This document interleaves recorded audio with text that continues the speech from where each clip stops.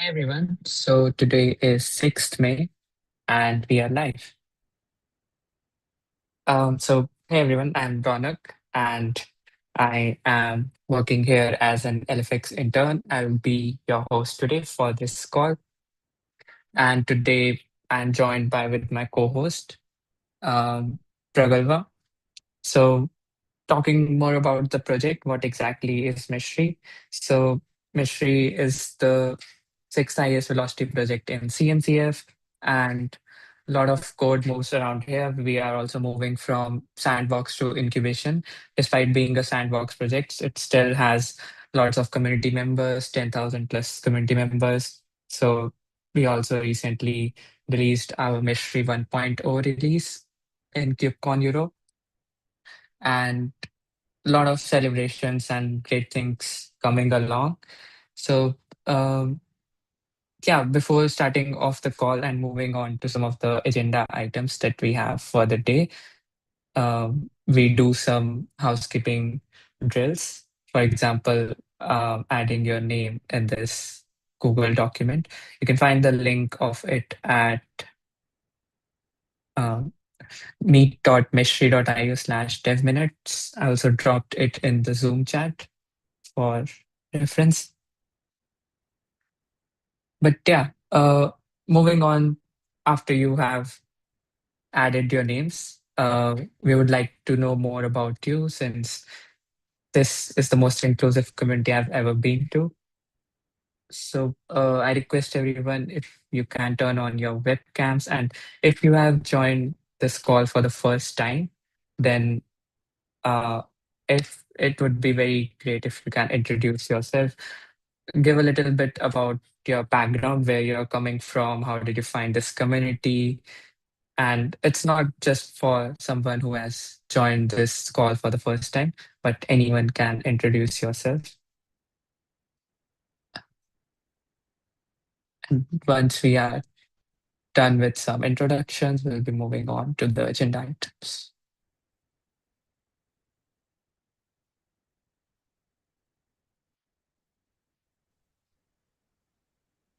Hi everyone, I'm audible. Yes, Yeah, Raghav, this you is are my audible. first development meeting, and I'm Rahul from Coimbatore, Tamil Nadu. I'm currently third year integrated master student in decision and computing sciences at CAT Coimbatore.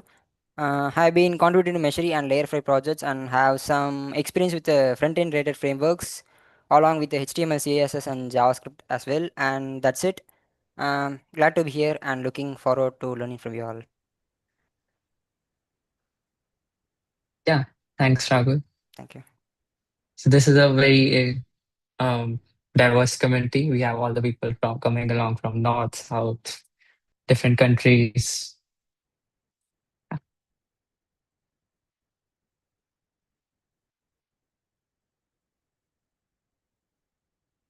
Virat Kumar, I think you have joined the call for the first time.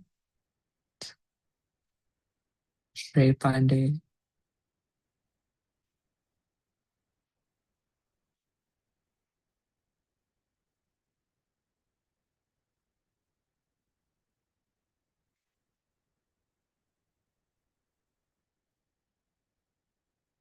Okay, looks like it's not.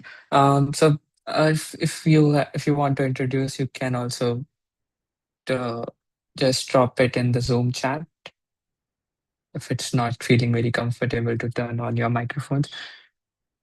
But I will give it a few last shot.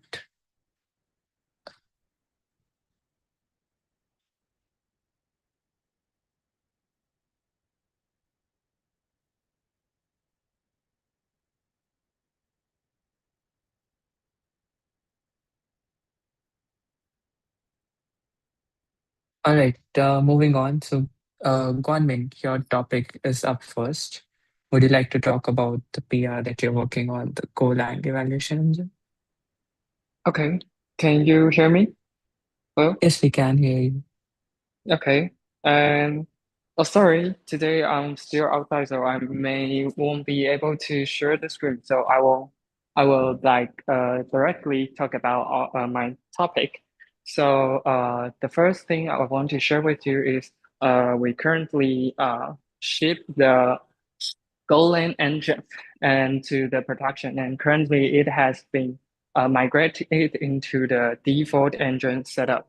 So currently the Devin evaluation tool is currently migrating from the regular engine to the Golang native engine.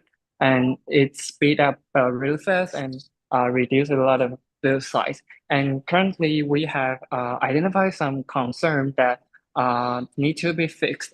And we have a little meeting in this afternoon, and we talked with the office, and we have identified four things we need to working on. And the four working item is to like the first most important one is to build documentation for the evaluation engine and document all the behavior for the evaluation in the progress. And the second one is to like in this PR to fix some issue to make it not randomized process some node in the design. So basically it have some issue when there is more than 20 nodes since the map is randomly sorted. So we need to sort it before we process the node. And the third one will be the let me think about that. Sorry. And the third one will be well, we need to improve the qubit algorithm to process inside the evaluation to make it more speed up since the algorithm currently might be too big and it costs some time and we can optimize it to make it more fast. And the last one is to renaming the match table to tag to make it more easy to identify it. Okay, so the next step, we will compile Golang policy engine to a web assembly. Yes, is this, oh, the last one. No, oh yeah, this one. Yeah, yeah, you're right, sorry. Yeah, this one, okay. And we are going to compile the Golang policy engine to a WebAssembly after we fix the issue we identified before I mentioned. And to do so is to like make the evaluation engine to work in the front end to make it more speed up, preventing the round trip between the server and the front end. And if we can do that in our browser, and it can be speed up for improve the user experience. But currently, we have do some optimization to make the build size more smaller. Since originally the evaluation engine build size will be like 52 megabytes, and which is too large to like serving in the browser. So we are trying to use some tools like TinyGo or try to minimize the dependency to make the build size more smaller and keep it concise to make it possible to work in the browser. And we are currently implementing it and need some tests and need some improvement and currently work in progress and will continue on to make it workable after the item issue is resolved. And we'll move on to this one and get this in. And I think the update will help me to handle the changes in the UI. So, and this is my currently progress report. Yeah, thank you.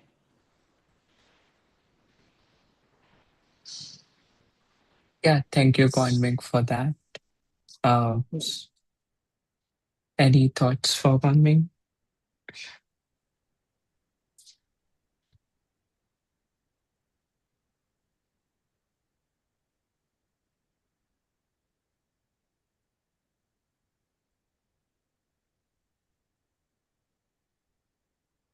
It's a great thing, I think, since you are working on some of the Meshery core fundamental, it's quite amazing. Most of the things I don't also have context to, but it's quite amazing the work that you're doing. I think keep it up. Yeah, thank you. I'll keep the documentation uh, more quickly to ship to every developer to make more context or get more understanding for this area. Yeah, sure. Thank you. Yeah.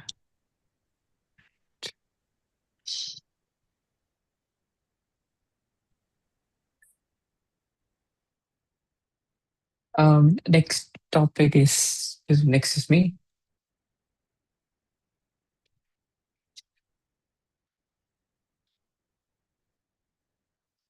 So to explain about the context first, in Meshery C, this issue is regarding Meshery CTL and the current workflow of how Meshery CTL is able to generate the documentation is, so this in Meshery docs we have a command line reference for Meshery CTL, and this is automatically generated inside Meshery CTL via the Go doc.go module it has. And so previously the flow was like it was not generating the index page of Meshery CTL. For example, when we run make docs in the Meshery CTL directory, it would just skip the index page, that is this one, and this would lead the docs to go out of sync with what Meshery CTL commands that we have. So for example, we added some more commands in Meshery CTL, but the docs will have that drift. That is one. Another one is, in addition to this issue, we maintain, for example, a commands.yaml file in docs under data. And each time we add a new command or modify a command in Meshery CTL, we have to update the commands.yaml to get it reflected in the Meshery docs. So this manual uh, maintenance of that file is overhead, and this needs to be automated. So that's what the issue talks about. And I have worked on it and tried to fix both of the issues. So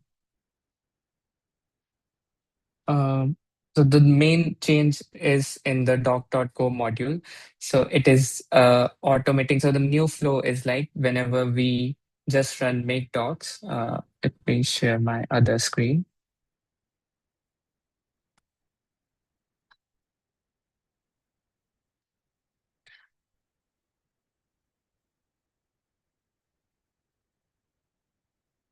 So if we run make docs inside Meshery CTL, it will does two things. So it will go through the Cobra metadata and scan all the commands, collect all the flags, description, names, and everything. And then it will generate the commands.yaml itself. And this file previously was manually maintained, and now it's auto-generated. And after that, this file has been auto-generated. This is consumed by the Meshery docs.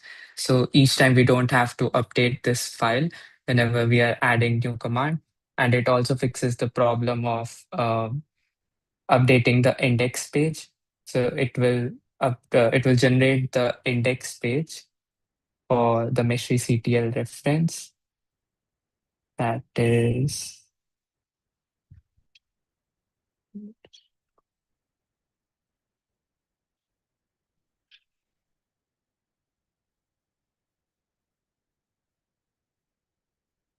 yeah, this one, and it's consumed by a Hugo shortcode.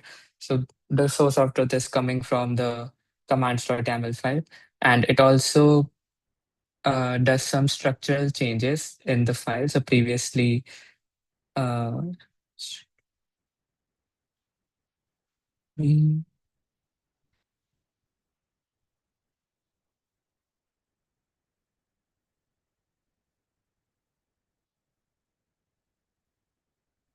previously the file was having some commands at the top level. For example, global is a category, and now it wraps this global and other subcommands into a commands field. And previously, for example, it's using these maps to write down the commands.yaml, but that is sort of more human descriptive. And it is converting that to more machine readable by using a list rather than maps. So it does these sort of structural changes in the commands.yaml. But the idea is to make it more understandable for the machine. So yeah,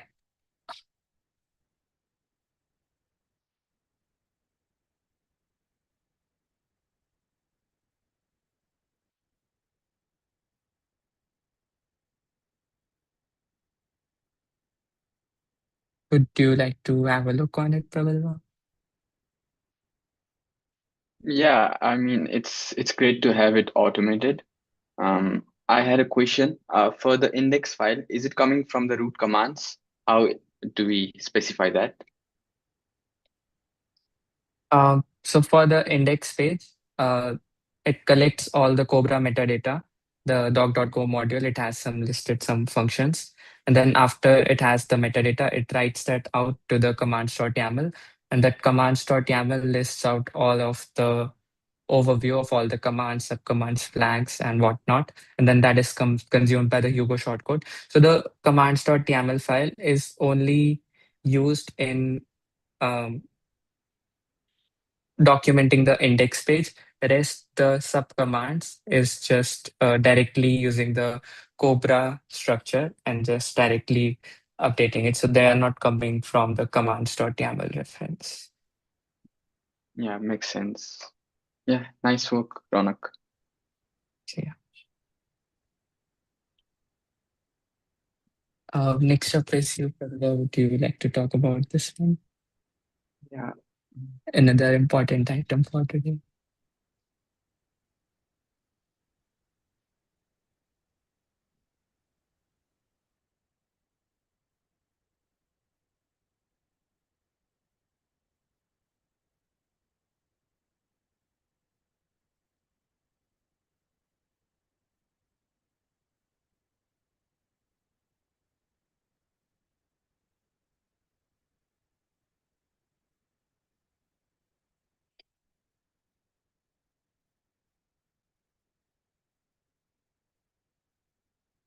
For some reason, my Zoom just crashed out.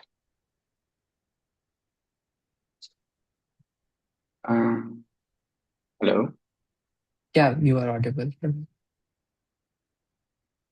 So this PR is about adding about 23 new constructs in the Meshery schemas repo. You are not sharing. Oh, really? Yeah. I hope it's visible now. Yes, it's available. Um, yeah, so this PR is about adding the missing constructs in the Meshery schemas repo. I have worked with along with other contributors to add the user constructs on this PR.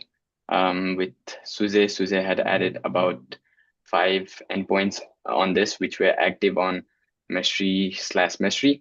So most of the endpoints that has been covered here are from our remote provider, that is Meshery Cloud.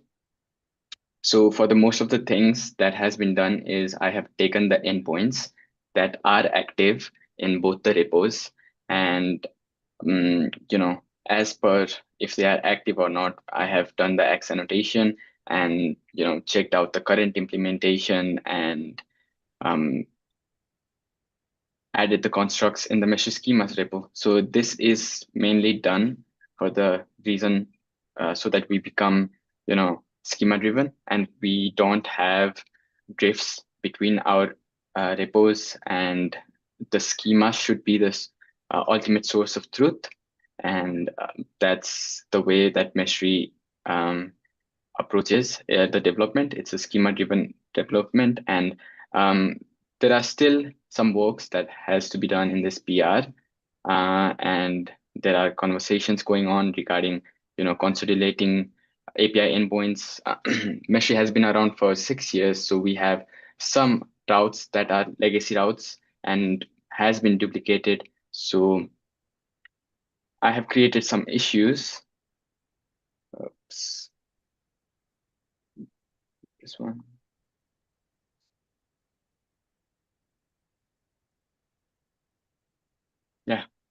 I have created some issues regarding, moving. This one is more of a naming convention, so that we maintain a similar naming convention between different endpoints.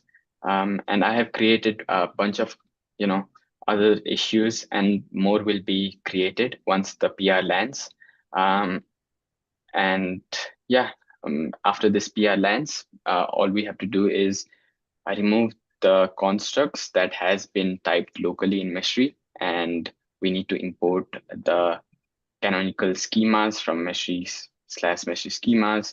And one step at a time, we have to, add more constructs in Meshery schemas, and eventually the whole repo should be schema driven completely.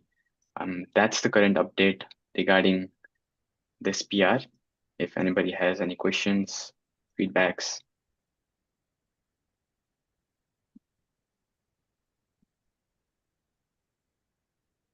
I just have one thing regarding Pragalpa. Would you like to also talk about that spreadsheet of cloud API endpoints so that if anyone wants to reference it Oh yeah. or how, yeah, that would be also a useful resource thing. Um, so first let's go through the, workflow. There is a workflow that is actions.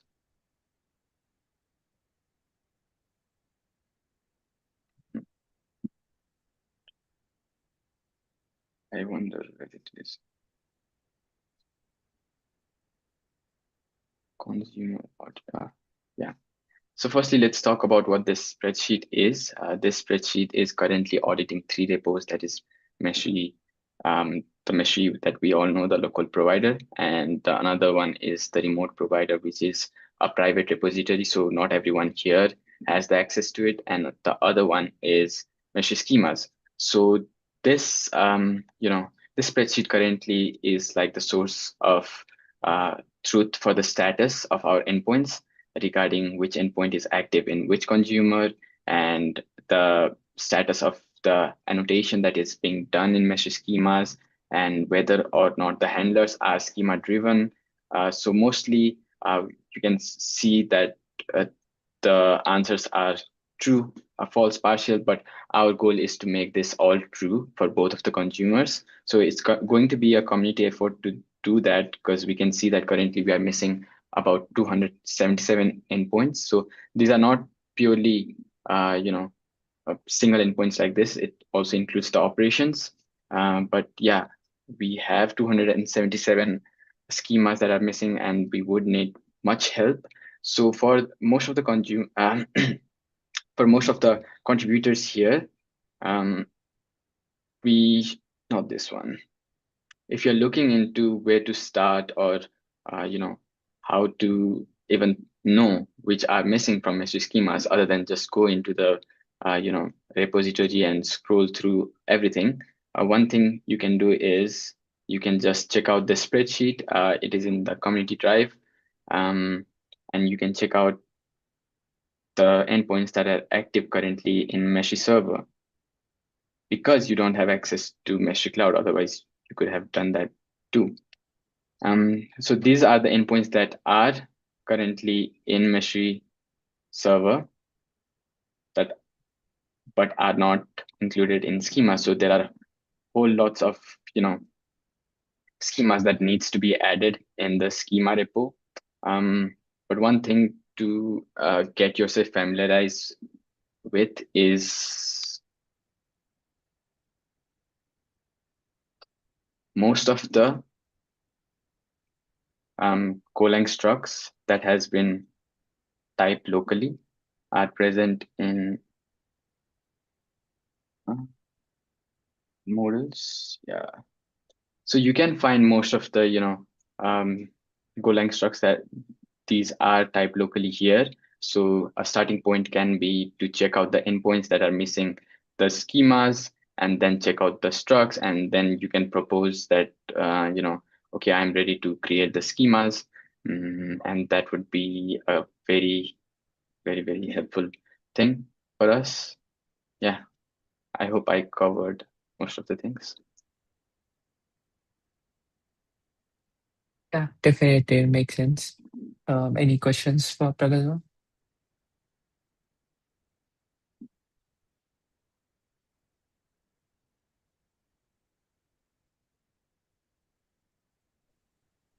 Yeah, not a question, but yeah, I was looking at the comments yesterday and I had left a comment, but it's not applicable actually. I had not referred to the spreadsheet. I just looked at it right now. One endpoint was just using the put and not the get. So yeah, and just wanted to cross check that if that's the correct. Yeah, it's mentioned in the spreadsheet. Apart from that, yeah, you had already made note of it, and yeah, opened issues about the downstream migration for the canonical endpoints, and yeah, the cleanup also that are required. Apart, I did not find anything apart from what you had already mentioned. Yeah, so Suze, I have checked out your comment in my PR. While the Mhm. route is not currently implemented in uh, our remote provider, I had this conversation with Lee as well. So it does not make sense that we have a put operation but don't have a get operation in the same endpoint in the remote provider.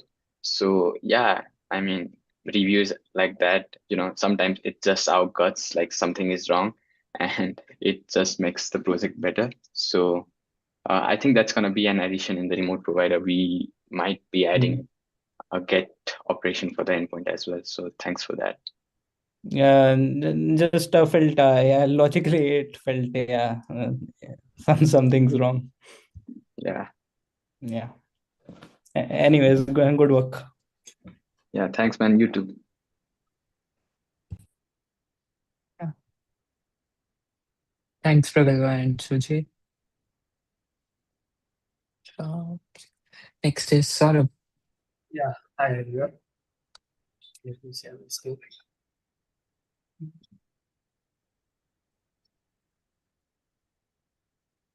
Good. Yeah, it is. So my page just one few changes. In this block config, there are some codes which are redundant. So I remove them. Like this type is if ignore builds errors first. Then already next feature, so we don't need this export path create statics routes for the next, but the changes here output export already doing that through the output file, so we don't need these codes. And yeah, I removed this also because it was not needed. Okay. That was from my side. That is from my side. Rajesh already approved also Mhm. a few line changes. Yes. Yeah, so this is sort of a cleanup, I think, Yeah, and did that. yeah, Remove some. Thanks. yeah. Thank you, Saurabh. So these small PRs quite help a lot, making the project better. But yeah, you can also tag me in the reviewers. I will take a look Oh, as well. okay. Yeah. Do you have anything else on? No. Oh, next up is Yash regarding the Yeah, Meshery CTL model generate command. sure.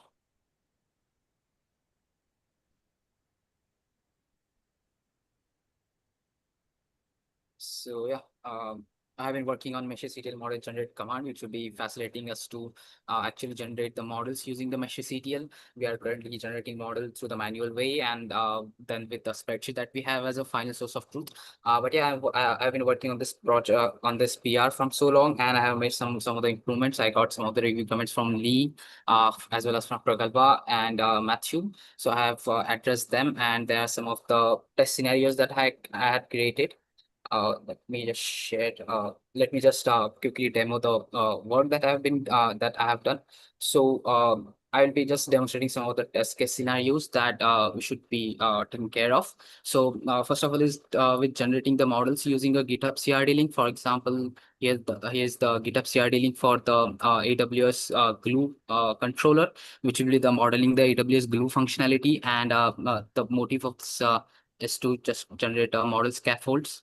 So as you can see, it will be generating the models scaffolds, and those will be actually stored into this directory that you will be having if you have Meshery set up locally. So this is a .meshery repository, .meshery directory where you will be having those models generated actually.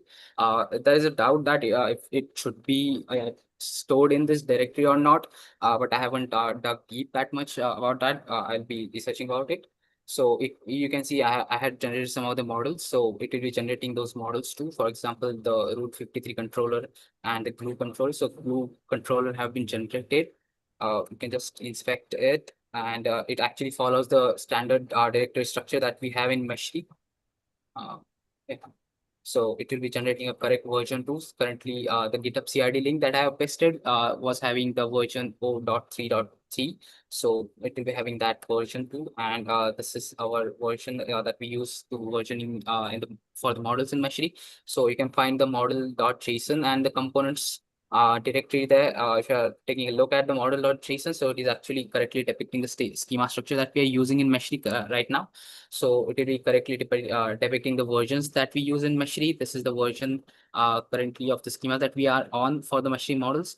It will be having a display name. Then you can find it will be inserting the GitHub as a registry there. You can check it here too. So talking about the discovered means since I didn't run skip registration flag, that it will be registering a registration, making a registration with Meshery server. So it will be having an entry in database too. So that's why we have that what I can discovered status. For example, talking about this Mosh, I can just go here and for my database Meshery database. So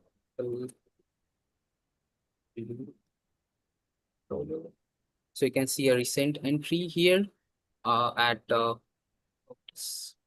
you can see the recent entry here, and the count has been changed to 2. So it has been generated recently. So this is because the last command that I run was didn't having the skip registration flag. If I had that skip registration flag, it won't be actually registering it with the database. So this is all about GitHub CRDs that it will be creating with GitHub CRDs. If you are inspecting further, then I have components directory it will be creating, and we have to plug in the components directory. So it will be generating the 3 components of Glue control that are actually depicted on GitHub CRD links. For example, if you can check those, so you can see they have been correctly, and the SVGs that have been inserted here are actually from the CRDs that have been there as a default. So we can actually edit them as per our use cases, since we are using some different SVGs or customized SVGs. So we can just insert them. So there is definitely a task you have to do about inserting, or like about having some of the cosmetic changes when it will be generating the things.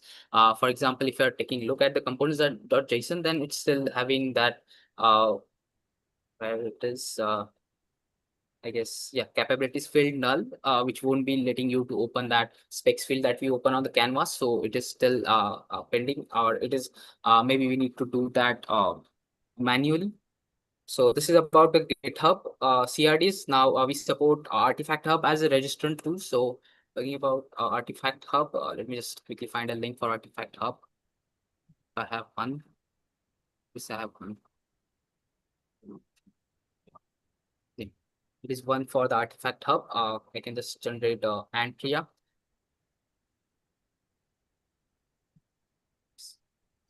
Let me first delete the Antria model that I have here. Yes.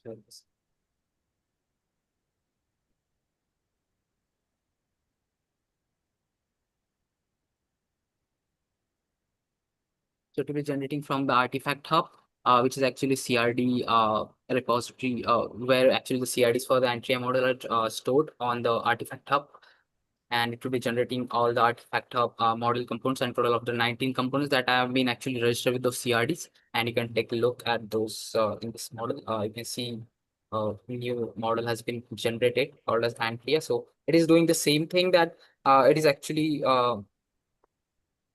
this version is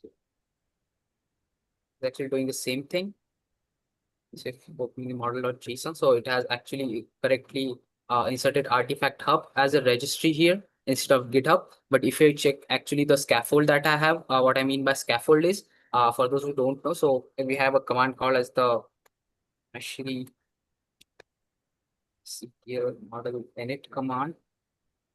You can give a name like, for example, my model.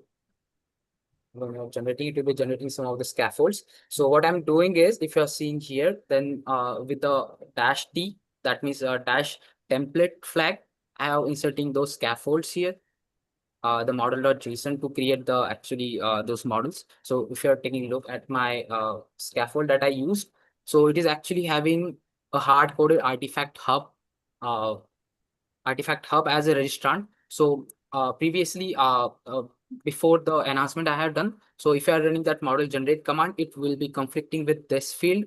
If you have a GitHub CRD link and if you are trying to inject it into a schema that is having an artifact hub as a registrant, it will be it was giving an error.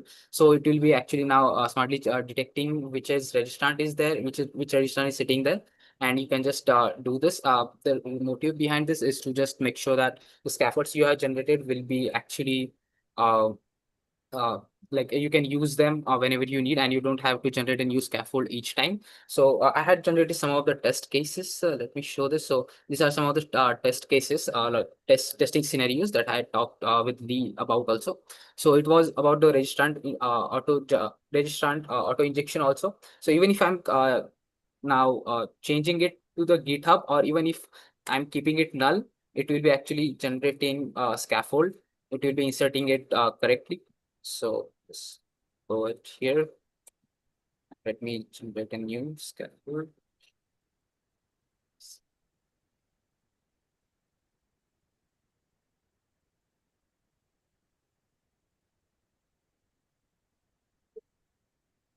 Sorry.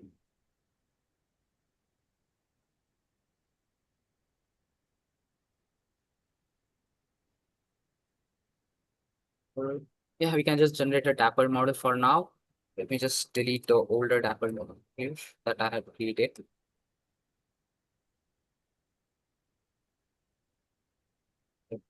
So it has been deleted. And as you can notice here on my IDE, actually what I've done is I have kept the field null of the registrant. If you can see here in the time. So it will be actually auto injecting that. Before it wasn't actually auto injecting that, and that was the problem which I have actually solved. Just look for a few seconds.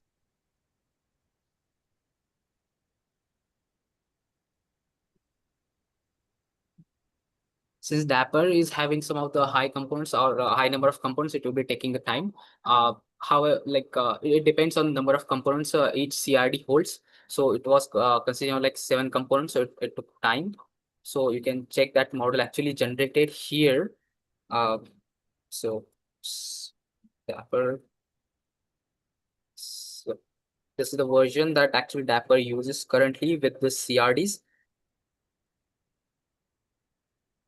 Over here, and if you are opening this model.json file, you can see the GitHub as a registrant has been actually auto injected there, so it won't be now giving the error in any case. The next text the scenario was about registrant auto correction. It is about changing the registrations registrant if there is any conflict. This is about the smart model naming versus user preservation. So the problem is when you are generating the scaffold with model in it, it is actually auto injecting the name called as untitled model. We have an PR open from Astitwa Arya. I don't remember his name properly. So he's actually working on the PR that will be actually injecting the correct name or the name that user will be giving in the scaffold. So currently it is set as untitled. So as per my logic, so when there is untitled model, it will be injecting the name of the CRDs. For example, this was a CRD was registering the name called as a dapper. So that's why we get the model called as a dapper. But when you are actually generating a model with your given name, for example, if I'm going here and if I intentionally change it to something called my model. So I have actually changed it as a my model. So if I'm going here, let me just delete the dapper, old dapper one. So you can just generate it, or maybe you can just delete which one. Oh, that was root 53.2. So I can just delete it and then working on here.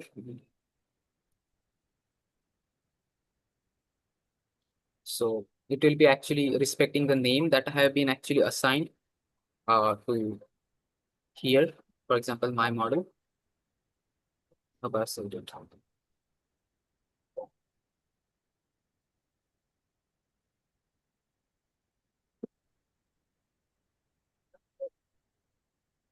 yeah, so you can see that it has actually generated a model called as a my model. So this is when you actually wanted to give name, because why this scenario, why is this behavior? Because we have so many of the AWS models, so many of the other models. For example, if you're going under server mesh models, you can see the names are actually given as AWS-API-gateway operator. But when CRDs are generating it, they are generating AWS models like, sorry. Yeah, they are generating models like this, like glue controller or root 53 controller. So that's where we needed some of the user defined names. So this is why this behavior. So talking about some of the next use cases, it is about the proper error messages that we should be generating. So yeah, if you're having wrong artifact, wrong URL, wrong source URL, or wrong type of unsupported type of any uh, registrant, then it will be returning the proper errors. So this is about the effectiveness of script registration flag or keeping the registration flag. And it is actually generating the models from all of the integration that we have. So this is about that. It is, and the one more thing is about that we have a template stored in fixtures directory. So this template is actually stored in, here, I remember, just copy it from here. Yes, so here's the command. So generate a model for cert manager CRDs. So this is actually a template that we have stored in Meshery. Example here in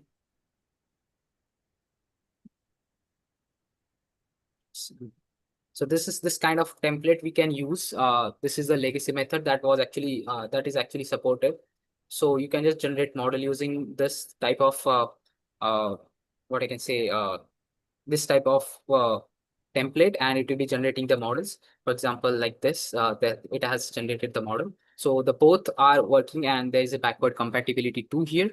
And the known limitation is of about Azure ASO. Since Azure ASO is a huge monolith that it doesn't actually gives the word like it doesn't give specific CRDs for the specific Azure services. For example, about Azure AKS or anything else, it doesn't give a specific CRD URL. It just gives a monolith. For example, if you are going here, you can see this link, and this link generates all the components or uh, all the models that all the services that Azure have. So this is the known limitations. And talking about other services, for example, AWS. So AWS will be giving, for example, like this. So this is a specific URL for the root 53. There are specific URLs for Glue or EC2 instance or for anything. But for the Azure, we don't have that. And currently, we in our Meshery project, so we have Azure stored like this. For example, if you can see here, it has been split because of the current method that we have, which is emerging from the uh, Meshery Meshery integration spreadsheet. So that's why we have actually that splitting pipeline there, that's making that Azure and Azure components are will be actually segregated instead of a huge monolith. So it is just a huge task to do so. But yeah, this is about all the progress that I have. And one more thing I would like to request is I'll be sharing this link of the scenarios. And as I talk with Lee, I just want people to test my PR, not just drop your reviews. You can test my PR. You can just test as per your use cases. For example, Sujay or other peoples who are actually working with models, they can just test this PR. They can try to generate the models with PR, and if they are finding any caveats or anything else, any problem, they can just get back to me so I can work on improvement of that. They can lend my hand too. There's no worry, and I would appreciate if you guys can caught me off guard. So yeah, that's what I wanted to say, and that's all I had. If you have any question, I can answer that one.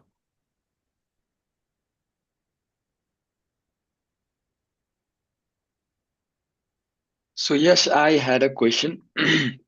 Yeah. Is there something that's holding this PR, or is it because we are just trying to find out more test scenarios? Oh yeah, the problem is not just always about like that if it is generating or not. The problem is we just don't want to ship the wrong things, and that's why it needs to be actually test. It actually needs to foolproof with all the test scenarios that we have. For example, yesterday when I was working on it, I just found then when you are not logged in, or like when you are your server is not running, or like there is anything problem regarding to authentication, it was not returning the proper error messages. Then there's a problem. For example, let me share my screen again. Uh, yes, so stop. Yeah, if you can see here, so just we point out that there can be some of the schema drifts. For example, here about the components count or component relationships underscore count. So there is a drift between schema and the one we are generating here, or the one we are preserving in Meshery. For example, are they supposed to be like a snake case, or because in schemas, I guess they are in camel case, so there can be the problems of that. So just need to fix them. Or for example, if you're going in this template, the template that we are storing in Meshery is actually having some of the legacy fields, for example, logo or other fields. So those fields are in that template, but they are not actually stored in schemas, or the current schemas that we are using beta 2 is actually not having those some of the fields. So it is need it is a need to investigate about that also. So that's why I'm just focusing on that, and that's why I need some of the help. So you can just go and test my PR with various scenarios, like when you are generating the model, you can just check like, okay, what is the problem you are having. You can just get back to me with your suggestions. You can just get back to me with your difficulties. So I can work on it, you can work on it, or if you are interested or like that, because there are some of the PRs related to model init command also, like the model init command is not injecting the name itself into the scaffold. So someone is working on that also. So that's the reason this PR has been hold. This PR is on hold, because we just wanted to 100% sure that it is going to have a better user experience, and that's what is the end goal of this PR actually. Yeah. Okay. Sounds good. Yeah, Yes. yeah.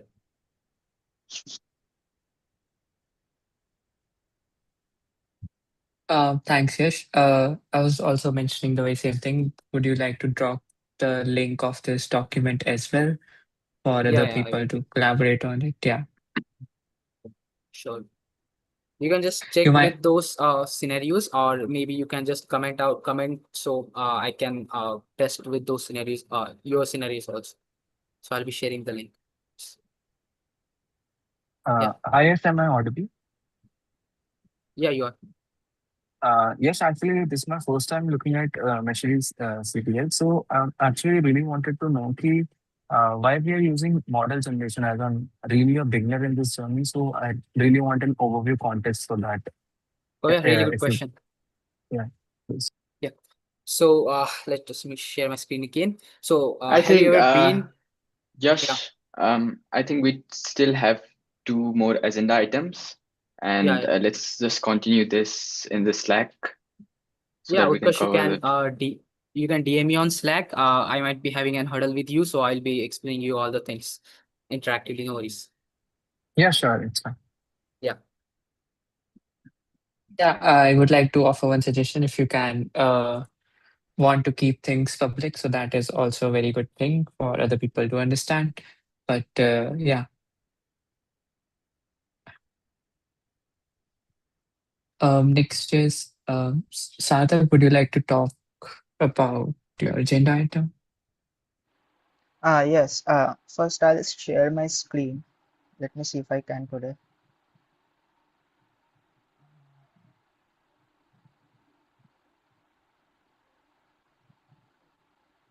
Is my screen visible? Yeah, it is. Yeah, so actually, first off, I'd like to talk about the this issue which I raised. When I was trying to get my setup working, I found out that there were some missing guards. Like what was happening was that somehow my kubeconfig file got corrupted, and the server started crashing immediately. And I was a little bit unsure about what happened, but later on I found out that one of the reasons, it was not the only reason, but one of the reasons the server was crashing was because there was some there was some malformed data in the config file most probably, and for that reason it was crashing continuously. So what I was trying to do was that I was trying to install a guard in two locations so that the server handles the crash gracefully, because whenever here I explain the context as well. We go into a runtime error where there is a nil pointer dereference. So a similar issue was faced in the evaluation engine as well, in which I for which I worked, and I also wanted to install a guard in these two locations so that whenever we are hitting a nil pointer dereference, we could actually handle that gracefully. And apart from that, I also found out after working on the evaluation engine issue, as I was talking in the website meeting, that I found out that Lee made another commit after the PR got merged, and that was to handle the V1 beta 1 and V1 beta 3 properly. And there are proper bridges in the code base which handles that wherever we need to. So I also found out that there were some places where there were the guards were not properly there. Like let's say something expects a V1 beta 1, but it's getting a V1 beta 3, or there are similar type assertion issues. In those cases, we could have some guards where the server would be able to handle that gracefully. That was also one of the agenda items. And this issue was also one of my agenda items. And I wanted some feedback on this, like if it's required or if it's redundant, or if I should go ahead and raise a PR for this.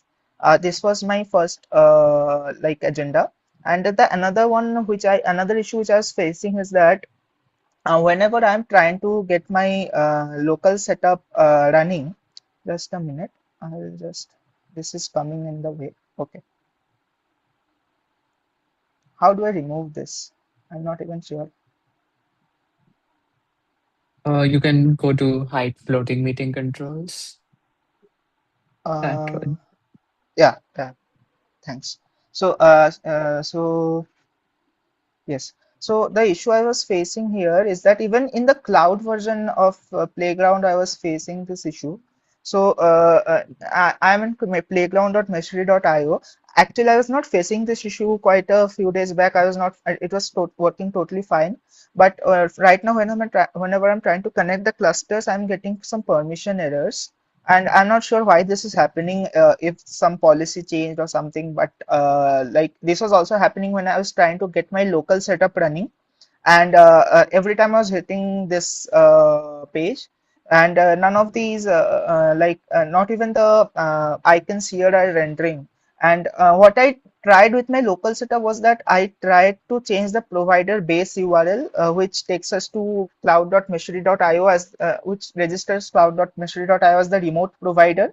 What I tried changing was that I changed that to cloud.layer5.io, and then it worked. Like it was not hitting the permission issues, but it was giving me this error for the menu list context, which was a error caused by the UI.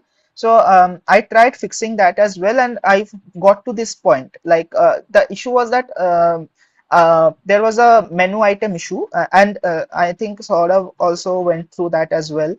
We were having some discussion on Slack, and I wanted to take this to the meeting. And after I fixed it, I could finally get this page come, like get this page, like see this page. However, there's still some issue with my cluster. I'm not sure why it's happening. Like whenever I'm clicking the cluster, it's not able to take me there. And it was throwing some errors. Can I actually show that error here? I'm not sure if it'll show. Okay, it's not showing right now. However, it was not able to serve me, like it was not able to take me there. And whenever I'm clicking a dashboard here, the normal icons which are supposed to like render over here, they are also not rendering.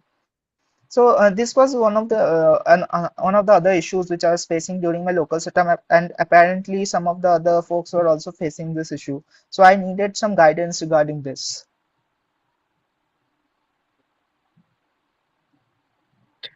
Yeah, I think one of the changes that you mentioned about cloud, about the remote providers having Yes. when it's working with cloud.layer5.io and not with cloud.meshery.io. So recently, as we are also moving to incubation, so we have changed, like I think the latest release have this change accounted, that we have changed all the layer 5 references in the whole repo with the Meshery uh, name, for example. So this cloud.layer5 IO is your own organization, and the Meshery one is the Meshery organization. So it must be, I think, having some authorization issues when that change caused some regression. But yeah, and Saurav also mentioned some PR related to it. You can might have a look over it. Okay. Uh, Can you like yeah. let me know which PR that is, and that would help me out a little. And also, like, how should I fix this? Like, I was trying to change the provider base URL actually, but I'm not sure if that's the correct approach because it was changed for a reason, I believe. And right now, when I'm trying to like get to this, in even in the cloud, in the playground as well, I'm not able to connect my clusters, which I would be able to previously, but right now I'm not able to. So like I'm a little bit confused about it. Even I don't have all of the context. Wait, we have a new release that will fix it. Okay, okay, Yeah. okay. Yeah, That but that thanks was for all. highlighting that issue. Yeah, And and regarding the previous issue, so is the current Meshery server is not being built and it's breaking? Is that what it's trying to say? no, it's just like trying to be cautious about any nil pointer dereference panic. Like whenever, like let's say I have a cube file which is containing the configuration of my cluster. So what happens is that if there is any stale if the data is in any way malformed, or like if it's missing some what do you say, like it's if it's missing any field or anything, what's happening is that for that one single file, the entire server is crashing. So what I am Mhm. trying to do is that I am trying to install a guard where that won't happen. Only that file would be skipped, and the other files would be rendered properly. But on that file for that particular file, the whole server won't crash. Mm. Yeah, I think makes sense. Then you can do some error handling on it and raise a PR for that. Yes. And then you can also tag us, Lee, as Okay. well for the review. But yeah, Okay, for sure. Okay. That was all from my end. And how do I stop the sharing? yeah, it's all right. Okay. Um, is Parth here in the call? Do you have an item you might talk about? Ronak, I think we are at time. Oh yeah. So if you have we missed your agenda item due to lack of time. So you can record a video and also send us on the Slack channel if you don't want to wait for the next Meshery Dev call to happen.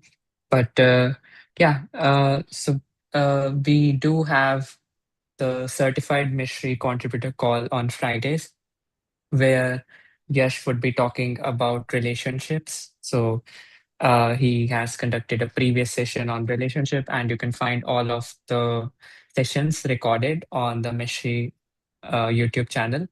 All of them have were live, and you can watch the playlist. So also we do have the newcomers call on Fridays, where we help beginners to start getting started on the project and help to land in their first pull request.